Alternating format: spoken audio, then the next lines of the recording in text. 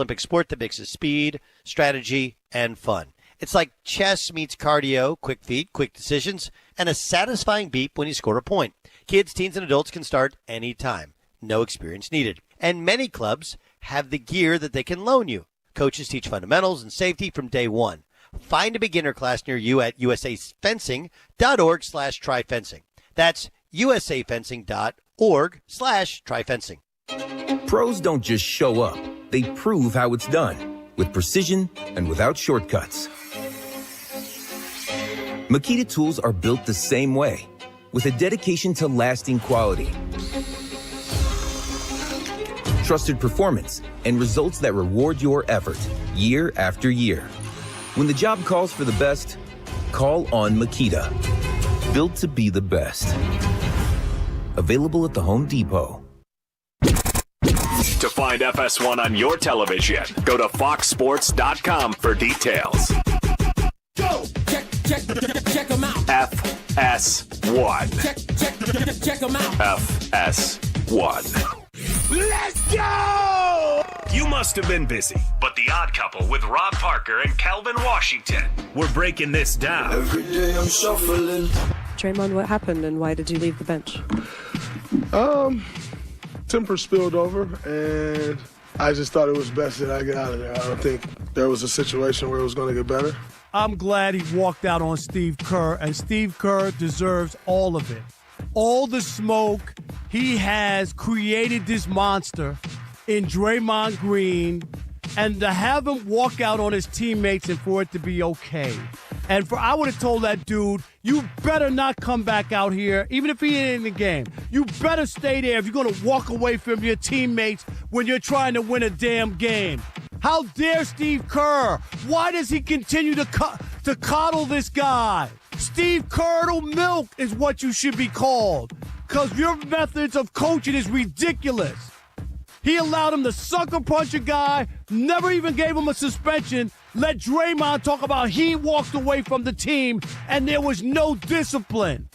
And then they didn't want to suspend him because they wanted to make sure he was there for the ring ceremony so that he could get there. I would have said you got suspended for 10 games and we're giving out the rings on opening night and you won't get yours that night. I don't understand it. You're another player on the team. You're going to let this guy walk out? Everybody has disagreements. You can't walk out on your teammates.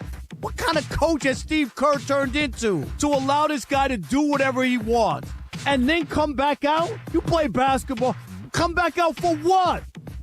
You walked out on us. We're a team. To get the rest of what The Odd Couple said, podcast it by searching Odd Couple. And as always, you can listen to The Odd Couple with Rob Parker and Kelvin Washington. Weekdays at 7 p.m. Eastern, 4 p.m. Pacific, right here on Fox Sports Radio. Basically, get out of the way. The Dan Patrick Show. Dan Patrick.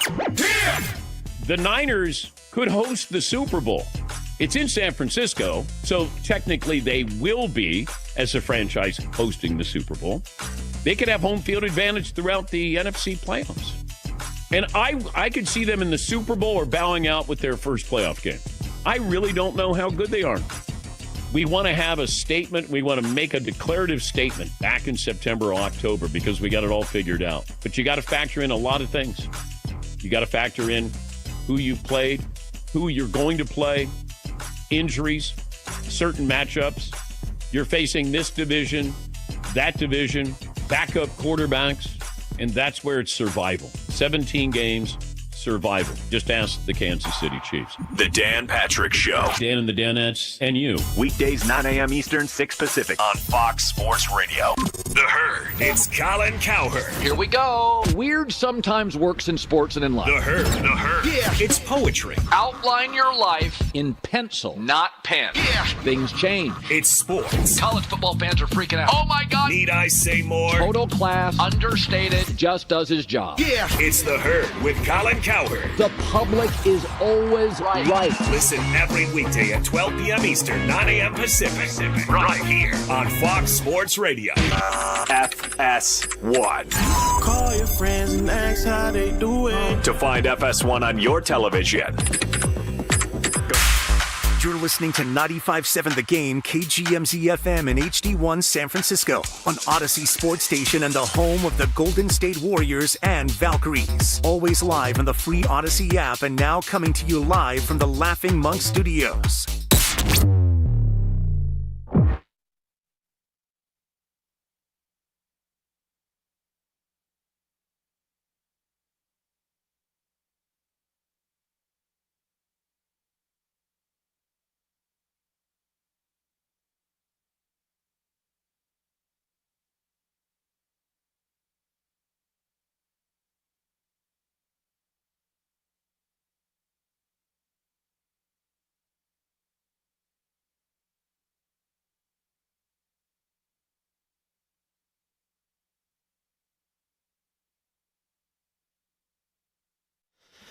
Well, Merry Christmas, everyone, and welcome to another edition of Warriors Live here on 95.7 The Game, taking you up until about 1:30. Then Tim Roy's got you the rest of the way as he makes his return to the mic, and the Warriors return to Chase Center to take on the Dallas Mavericks. That's right, Klay Thompson's in town. A happy holidays. Hope everyone's kicking the feet up, enjoying a little bit of eggnog. Maybe you had a Christmas Eve dinner. Maybe you even opened some presents last night, got them all done, the wrapping out of the way. The rest this morning, and hopefully it's just a really nice holiday that we can all share together, of course, before the Warriors take the floor. All right, my name is Evan Giddings. This is Warriors Live, presented by Xfinity, your home court advantage brought to you by Xfinity. Watch all your favorite teams all in one place. Xfinity, imagine that.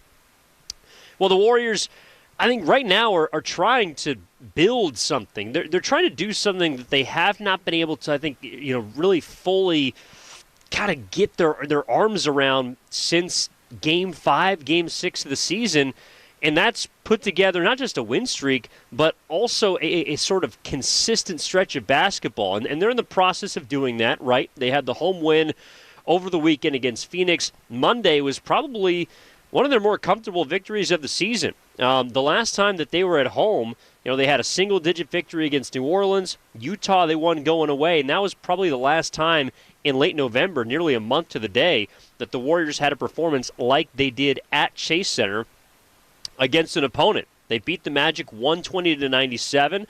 Curry had 26 points. It was sort of a scoring by committee approach for Golden State, who was able to, again, hold the Magic to 97 points. But you look at not just the 26 by Curry, much of which came in that third quarter, in which he was a perfect 5 for 5.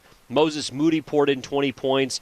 His bounce-back performance was impressive, considering he was just 2 of 9 from distance the previous two games, 3 of 12 overall from the floor for him. He went 8 for 11 from the floor on Monday night, including 3 threes, and I believe 2 of them in the first half were 2 of the Warriors' 3. They did not shoot it very well whatsoever from distance across that game, but Moody was a consistent source of scoring for them.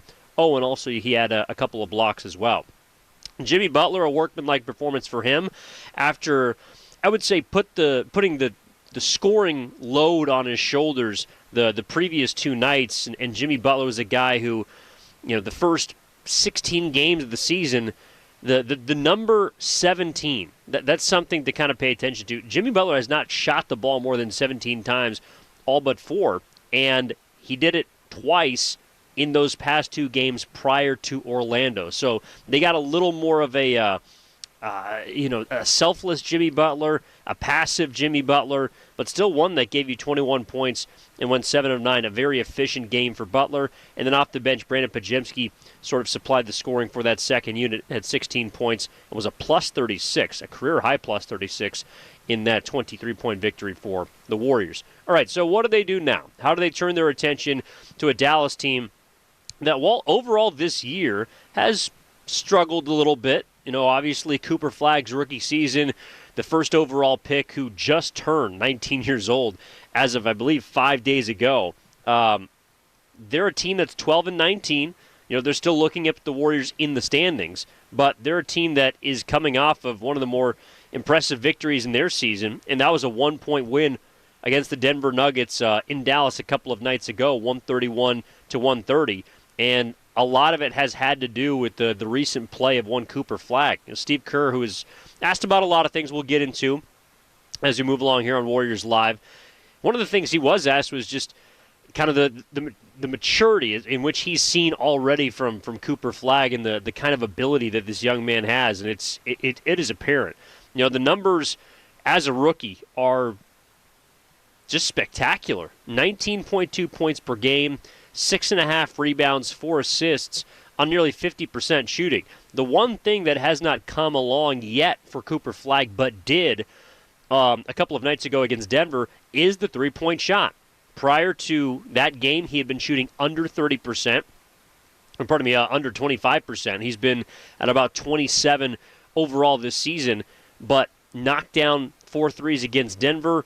And if that's the last thing that's going to sort of come along for his game, it feels like watching from afar that the sky is the limit. I mean, he shot it pretty well in college, is obviously a capable three-point shooter, but doesn't necessarily need that to be effective. He can get to the free throw line.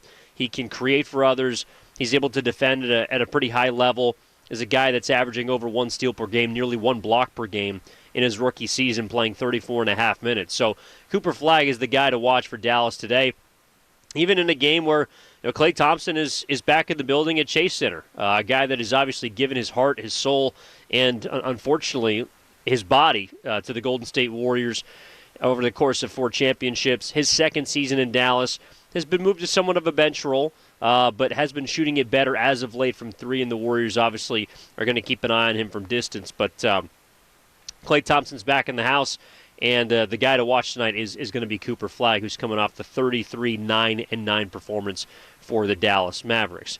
All right, as for Golden State and some of the pregame storylines, one of the things that's stood out to me the past couple of days, on the heels of Draymond Green sort of excusing himself from the huddle, middle of the third quarter against Orlando on Monday, got into that shouting match with Kerr, excused himself, went to the locker room.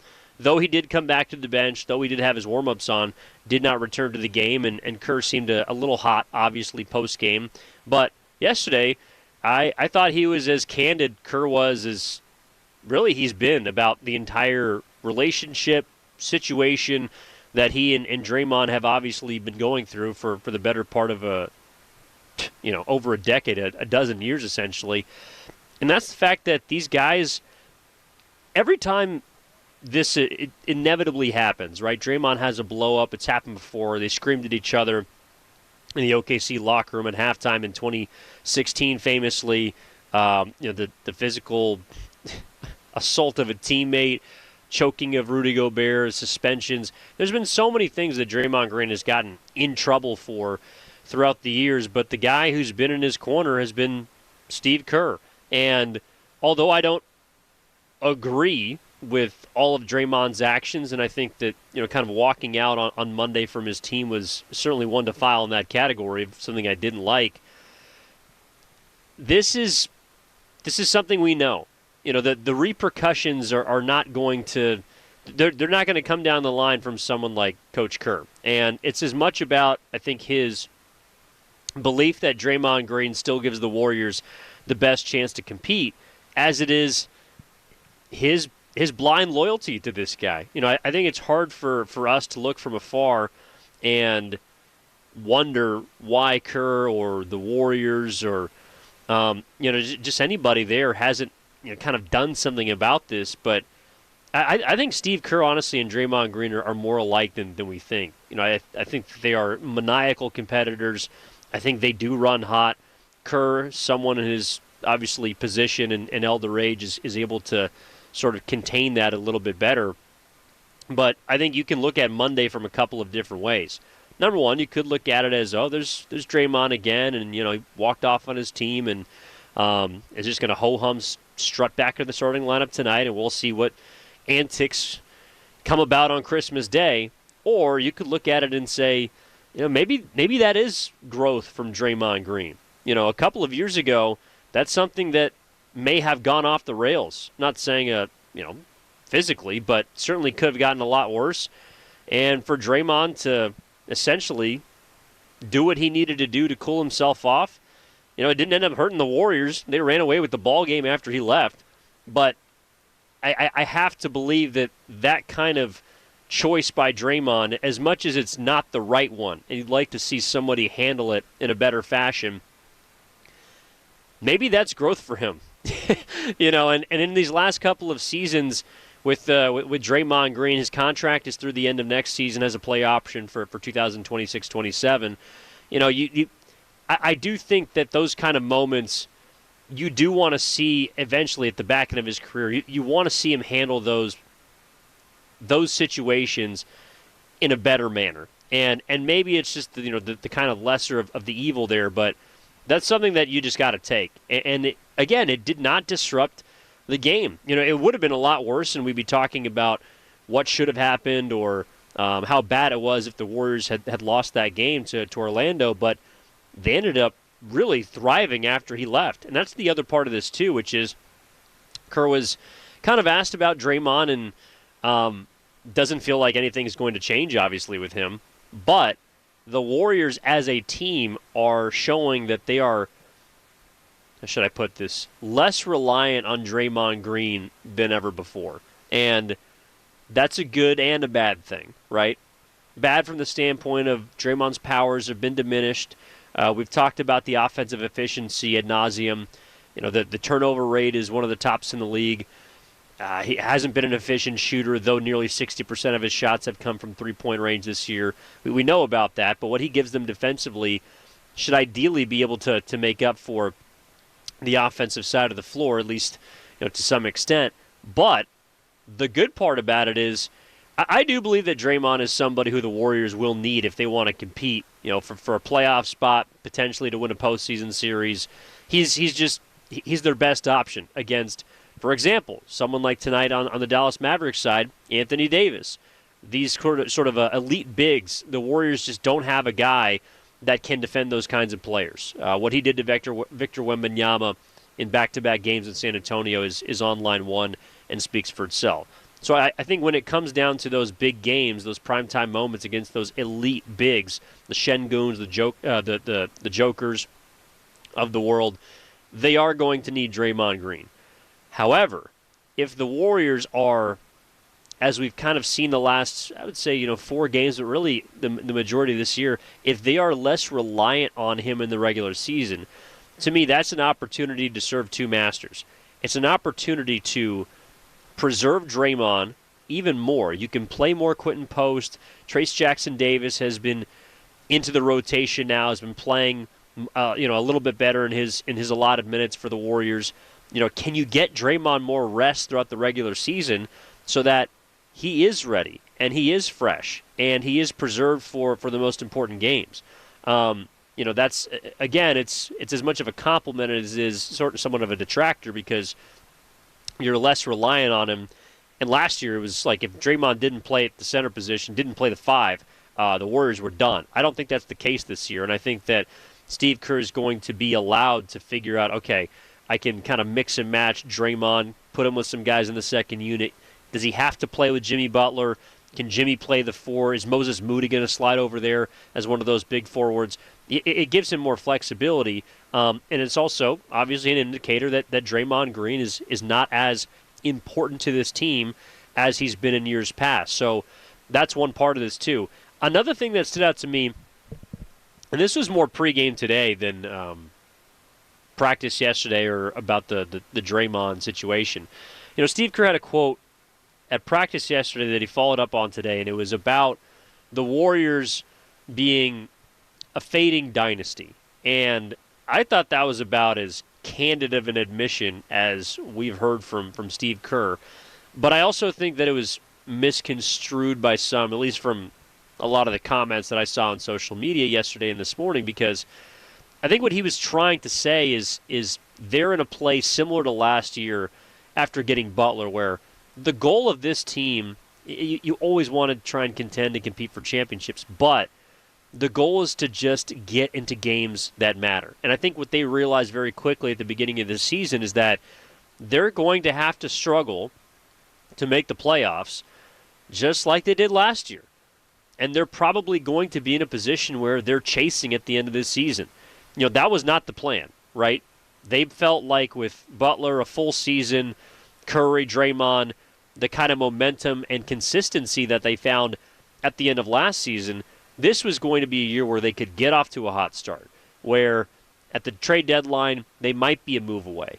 And all of that was ambitious, is what we're learning about this team. The Warriors are a good team. That's Steve Kerr's words. They're not a great team. And when he was asked to follow up on that as to what a great team is, he answered it as one of those elite top 4 teams, top 5 teams in the NBA. And I don't have a problem with him saying that because everyone knows it. Everyone who has watched the Warriors this season, who has watched the NBA, who, heck, is watching Christmas Day games right now. You're watching the Spurs and OKC. Feels like San Antonio seems to have the number of one Oklahoma City Thunder. But the point is, the Warriors, yes, they did beat the Spurs twice, but to me, they're not in that class. They're not in the class right now with the big boys in the West. They're not up there with the Denver Nuggets. They're not up there with the Houston Rockets. And maybe not up there with a team like LA or the Minnesota Timberwolves. So the Warriors are kind of on the outside looking in of the playoff picture, and by the playoff picture, I mean the top 6. They have to figure out how they can be the best version of themselves, and I don't think they've yet unlocked that. I don't think they've yet figured that part out. But I don't believe that the Warriors are a bad group. Right now, they're 500. I think they got a pretty good shot to win today against Dallas. I think, number one, the Warriors have played much better at home. They're a 9-4 team at Chase Center. On the road has been really where they've struggled. They're also now beginning to get a little more healthy. I think that one of the reasons why they've been up and down this year is because when Curry, Butler, lesser Green, but more when Curry and Butler have had to miss games and Steph has missed the most, they just kind of are in disarray. And I think it just throws everything in the hierarchy off. Anytime you don't have your best player, it's going to be more difficult for sure. But specifically with the Warriors, because they have so many streaky players. They have a lot of swing guys, to use a term that Draymond Green has talked about. They have a ton of swing players. And they're not players that can swing a game without help from the big boys. Pat Spencer had a nice week, but those kinds of weeks have been few and far between when the Warriors have not been at full strength.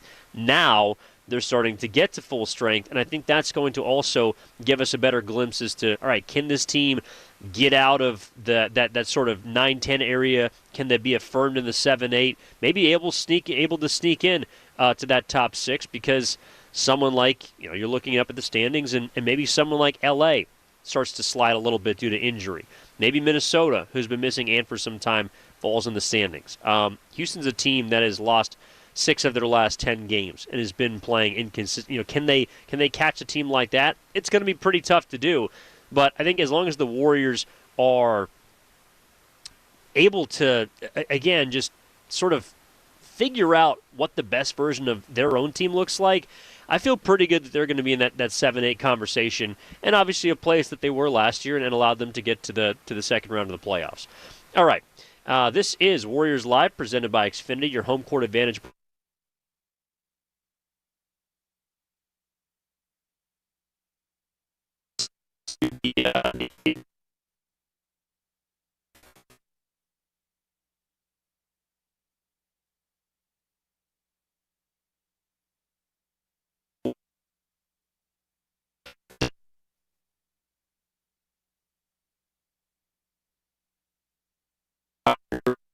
Compensation law firm helping injured workers get their lives back for over 40 years. For more information, visit boxerlaw.com.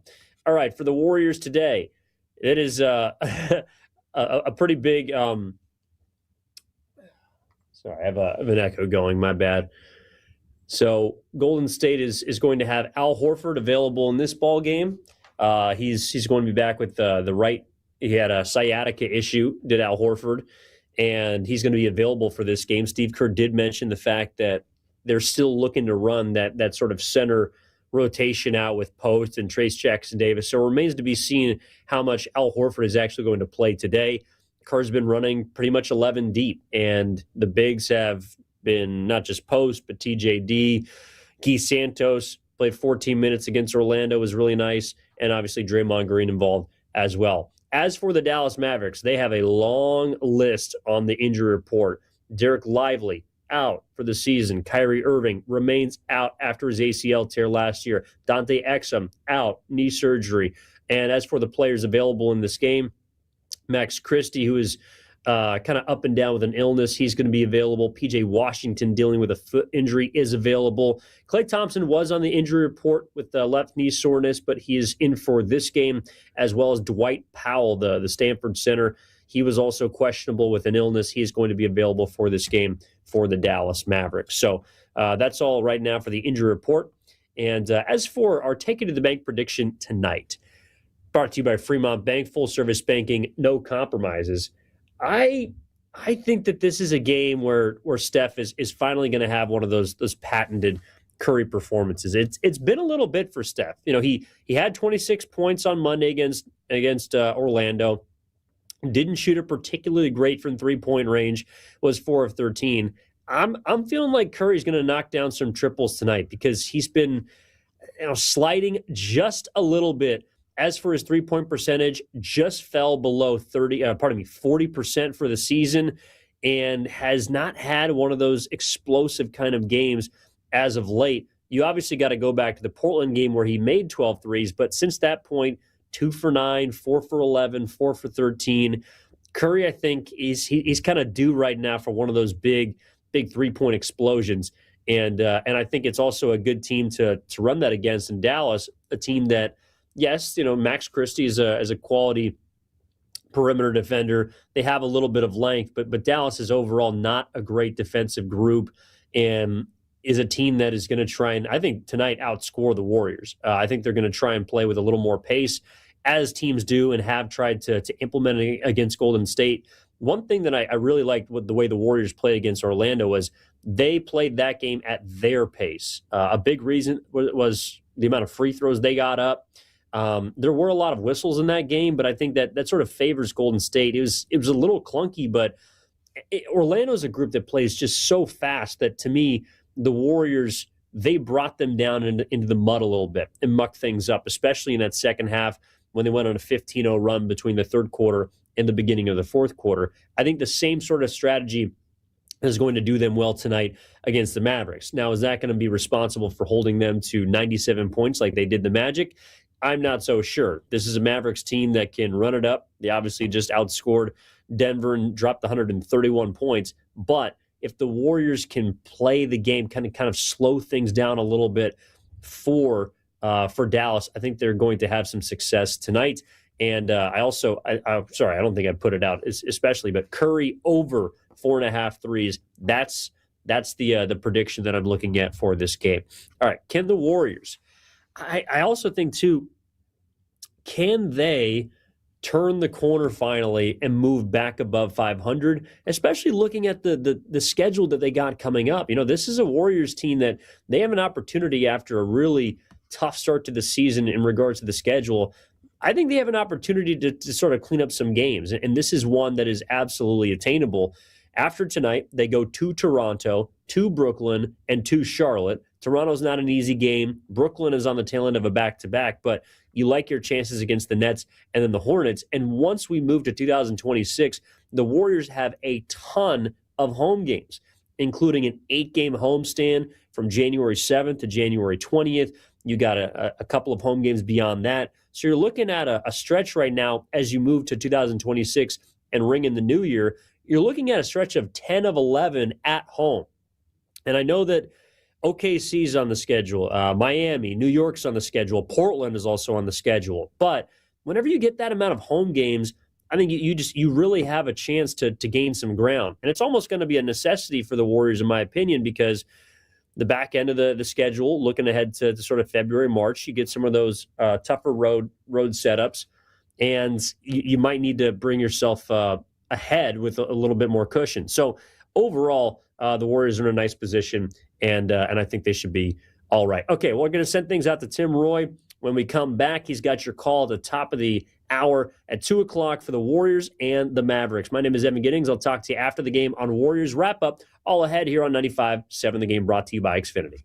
Ready for your next adventure? Welcome to San Francisco International Airport, your getaway to the world. With over 130 nonstop destinations worldwide, SFO offers seamless travel experiences, stunning art installations, and delicious dining options. Whether you're flying for business or pleasure, our state-of-the-art facilities make your journey smoother than ever. Don't forget to explore our unique shops and local flavors. Pack your bags and take off from San Francisco International Airport. SFO, your adventure awaits. What's your financial future look like? At Pettinelli Financial Partners, we help you shape it. Whether you're planning for retirement, buying a home, or saving for something special, our professionals are here to provide clear guidance and smart strategies. Visit PettinelliFP.com today and take the first step toward a more secure financial future. The financial consultants at Pettinelli Financial Partners are registered representatives with and securities offered through LPL Financial, member FINRA SIPC. Investment advice offered through Stratos Wealth Partners, a registered investment advisor. Stratos and Pettinelli are separate entities from LPL Financial. Injured at work?